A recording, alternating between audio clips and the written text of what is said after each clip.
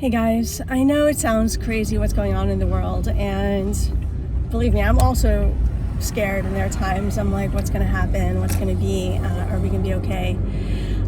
Just recently I heard something how school children in Gaza are being taught absolute falsehoods, not facts.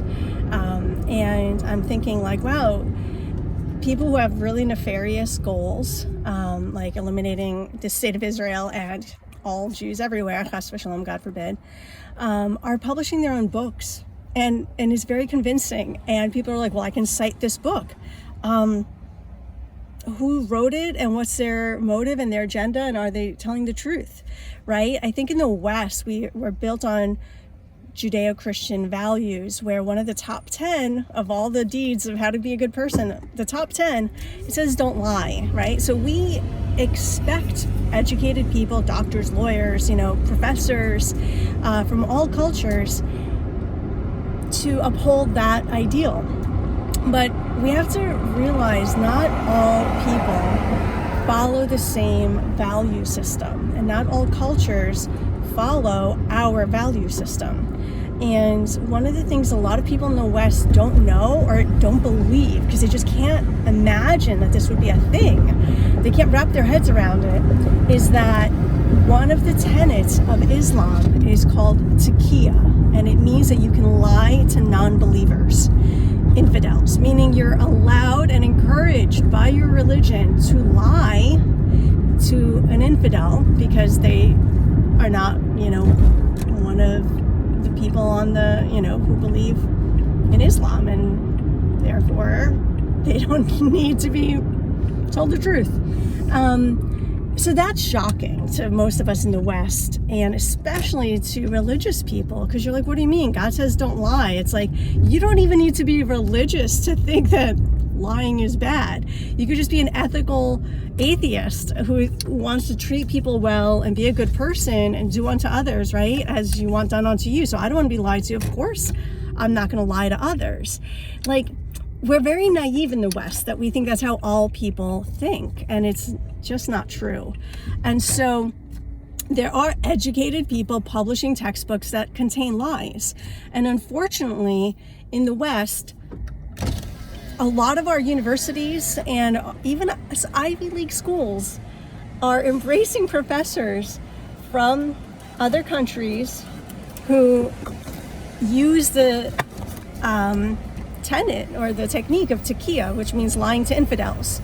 So that said, it's really shocking that they're raising an entire generation of young children who are being manipulated and lied to and groomed to think all of these falsehoods about Israel and the Jewish people, flat out lies. But if they don't have any other books to access correct information, and they're not allowed to access anything Jewish or meet any Jews or go to Israel, they're being completely sheltered and not allowed to learn the truth.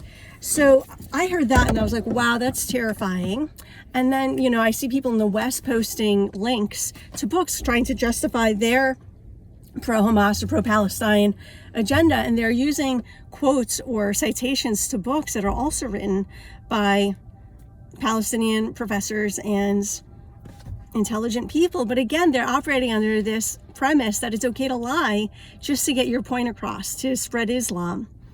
So it's very disheartening and very discouraging when you think, oh my gosh, children are being raised in an entire society that is absolutely void of Jews, that has been ethnically cleansed to eliminate any Jewish presence.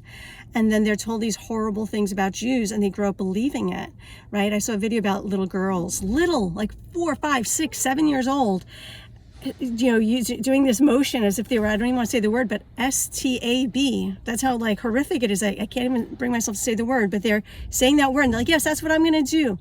The girls are taught to do that, and the boys are taught to use these things, right? It's horrifying. And they're little kids, but these are the adults in their life that are telling them this. And also, I'm sure the kids who aren't on board with this, who aren't pro-violence, who are just super sensitive and crying and no, I don't want to do that, they're probably the ones that they leave behind and aren't protecting. It's so sad. It's so sad. So I hear about these absolute lies being taught in schools, and then I see books that Westerners are posting on social media that are also full of absolute lies. Like even the cover of one book, it was so ridiculous. They're like, this is the Arab Jerusalem, and I don't remember what year, but it was like a year that it was not, there were no, those structures, there was no such thing as what was shown in that picture. Like there was like a lake. I'm like, there's no lake in Jerusalem, never was there, and certainly not in the year they were saying. I mean, maybe in like 5,000 years ago before it became a desert. I don't know, but definitely not in modern times, and definitely not when there was photography. Anyway, just real like lies, like on the cover of the book, but Westerners who don't know history well enough to recognize that lie accept it because they believe honest people wrote the book. They believe intellectuals, academics, they're educated. Of course, they're going to be honest. Now, I'm not saying everyone in the West thinks all people are honest. Clearly, we know there are nefarious people out there. But usually we think those people are like drug dealers, arsonists, worse, right? I don't like to say the M word, but, criminals, like people in prison, uneducated people, violent people, not professors, not lawyers, not doctors, not the upper echelons of society. We believe those people are, of course, have ethics, they're going to be honest, and only like the really, really bottom of the barrel people are the kind that are going to lie and steal and cheat and, mug you in Central Park. They just don't, of course they know, again, I want to be clear, of course people in the West know that there are people who lie. They just don't think it's going to come from doctors, lawyers, professors, the most educated people of a society. So that's the distinction, just to be clear on that. So I'm seeing these videos about the little kids being taught lies. Then they're completely separated from Jews, so they can never verify or have actual experience to test whether or not the things in the book are true. And then I hear that, I think Muslims are 25% of the world's population. And then I heard someone saying like their birth rates are so much higher than the West because people in the West just aren't having babies, unfortunately. And it's like they're vastly outnumbering us and growing quicker and vastly at a higher, quicker rate than the West. And so I'm like, how much of the Arab world and the Muslim world is being taught these lies, right? I don't know. I really do not know. Is it the majority? Is it just a very small percentage? Is it just the people they're grooming to be militant terrorists? Who is it and how many people? I don't know. It's just terrifying to imagine that a huge number of the world's population is learning these lies, right? And so I got super discouraged. And today I went to an amazing class by David Sachs in LA. And he talks about, that God is always there, even when things look really bad. And I'm like, okay, this is the class I needed to hear today because that's how I'm feeling. Like things are looking really bad and I'm scared. And I usually don't get that scared by what I hear in the news. I usually have pretty strong faith that like things will be okay. But then I also read something really fascinating yesterday that said, it was actually the 4-Hour Work Week by Tim Ferriss, but he quotes, who was he quoting? I'll have to look it up, but it's right in the beginning. I'm like in the first, few chapters, I think somewhere in chapter 4 or earlier. So pretty early on in the book, he quotes this, great quote. And it says, it says, pessimism, camouflaged as optimism. A pessimist will say, don't do anything because it doesn't matter anyway, An optimist will say, don't do anything because it's going to be good in the end anyway. Ooh, ouch. And it's like, am I falling into that? Like, oh, God's going to take care of everything. And it's like, no, it's really also up to us to spread the truth and to speak what we know, what we've, actual truth, facts that I've seen with my own eyes that I can share that is firsthand, primary source experience, as opposed to things I've heard from someone who's heard from someone who's heard from someone who read in a book somewhere. So I'm like, okay, so let me make a video because I've lived in Israel. I've been a part of the Jewish community. I am a part of the Jewish community. I've seen firsthand that the things the pro-Palestinian people are saying are absolute lies, like absolute falsehoods. The biggest thing I can recommend is to watch on YouTube. There's an Israeli tour guide. And in other countries, I know my sister taught me this about Italy and in Israel as well, you need to get a degree, or like I don't think it's just a certificate. I think you actually go, it's like a master's or some kind of degree from university to become a tour guide. And so he's very knowledgeable in history, as he should be. And so he's an Israeli tour guide. His YouTube channel is called Traveling Israel. I think it's all one word.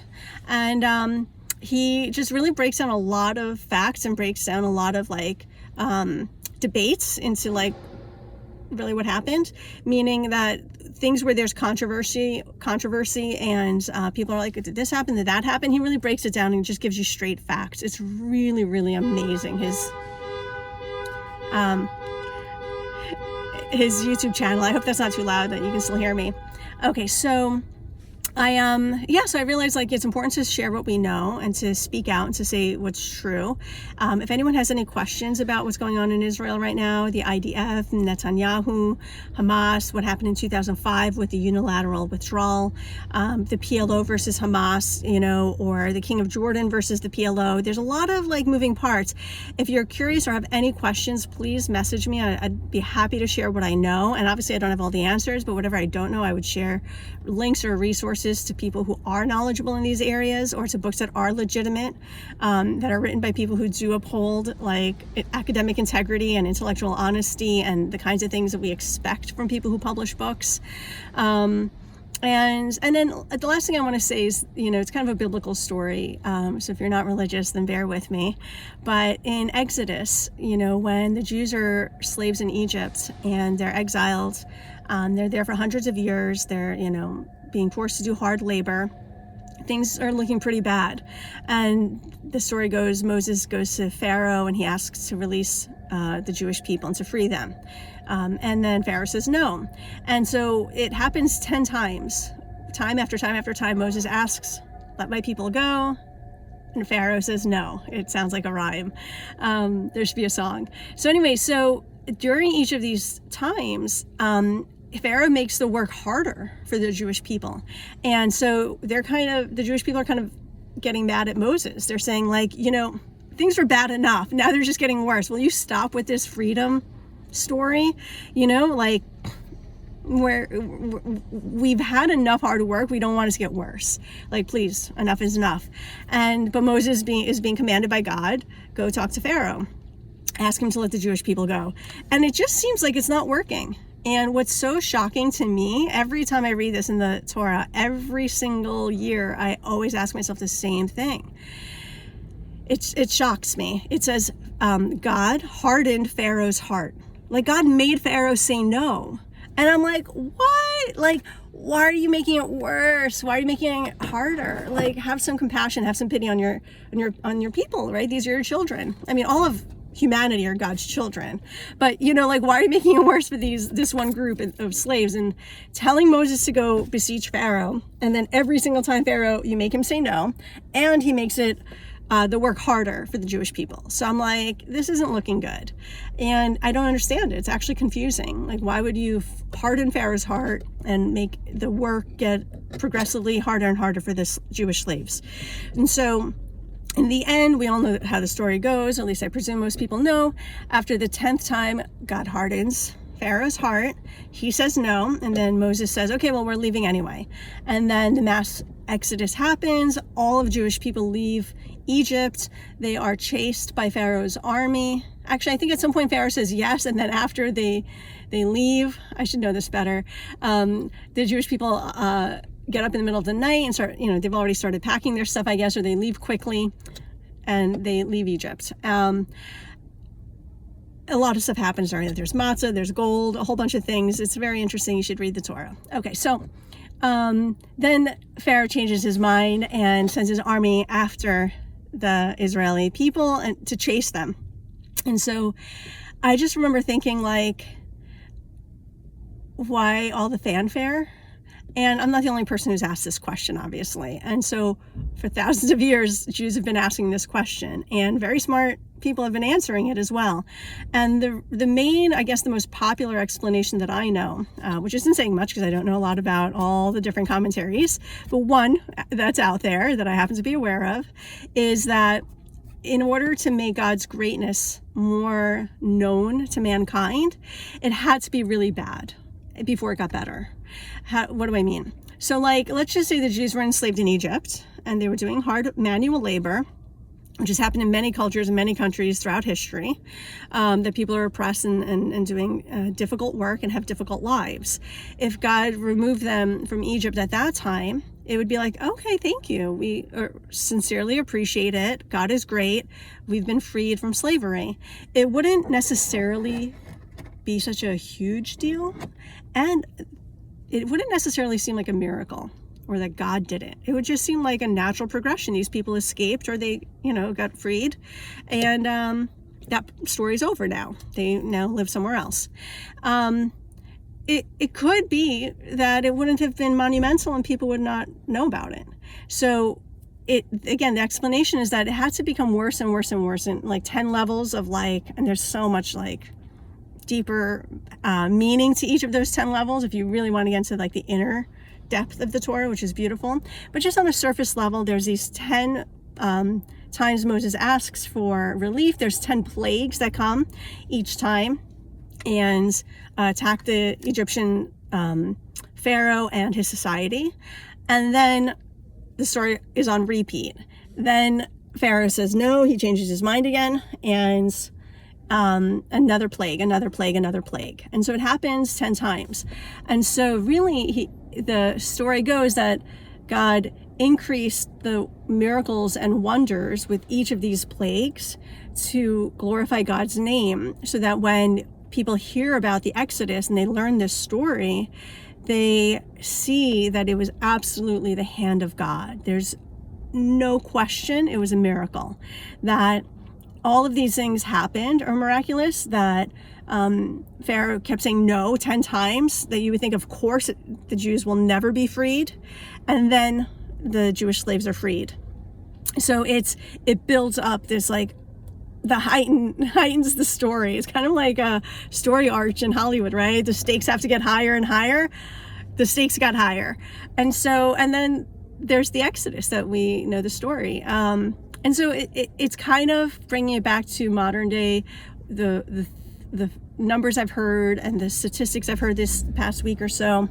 And then this video of what kids and little kids who don't know better, who have no access and no way to know any better, are being taught lies in their books, and their parents are taught lies. The whole society is built on these lies, and they have nowhere where they can find the truth. And then that is being amplified by the 25% of the world's population that is sharing this information, right? So much of what we're seeing in social media right now, and why they say Jews are losing the PR war, is all these lies being amplified. And so there's the Arab world that's putting this information out there. Again, I don't know what percent of the Arab world believes this, if it's a small percent or a large one, but then they're getting the West to buy the story, and then the West is amplifying this message of lies about Israel and the Jewish people, which, again, if you know a single Jew, you know we're not aggressors. You don't need to know much to know that we're always trying to make compromise and trying to give the other person the benefit of the doubt and not be confrontational.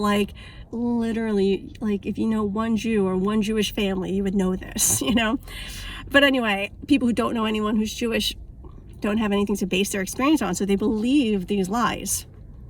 So again, it shocks me that children are being taught lies in schools, and it shocks me that these lies are being amplified, and it just seems like the numbers are not in our favor. The Jewish people are such a small percentage of the world's population. I think 0.002% or 0.0002, easily verifiable. You can Google it or just do the math. And 15 million Jews, something like 8 billion people on the planet. You could do the math or Google the numbers, don't quote me. But we're a small percent. And so it's like David versus Goliath, literally. And so I'm how are we going to get the truth out there? Our numbers are just so much at a disadvantage. And I just have to remember that God has to kind of make it really bad before it gets better. And unfortunately, we're living through that period right now, and it's scary, but we just have to remember and have faith that God is good. The world is built on kindness. Good always prevails. It will always be good in the end. And if it's not good right now, it's just not the end yet. And my phone just gave me a pop-up message, so I don't know if that was recorded. So I'm just going to say it again. It's always good in the end. And if it's not good, it's just not the end yet. So we just have to have faith, keep speaking truth to power, keep raising your voice in kindness, but in truth, with strength. You can be strong and kind. And I know that our terrorist enemies are saying that kindness is a weakness. It's not true. Don't let them turn you into an animal. Do not let them turn you into a hater. Just keep speaking the truth. Trust in God. Trust in your own power and your own voice, and make positive change in your little corner of the world, wherever that may be. Spreading light in your little corner. You never know whose life you're going to change, your own, but also whoever else is hearing you, and you never know who they can impact. So stay strong, have faith, trust, but also do your part and really speak up. Don't just sit there and let these scary things overwhelm you or move you to paralysis. Take action, positive action, say what you have to say, and be strong. All the best. Good luck, everyone.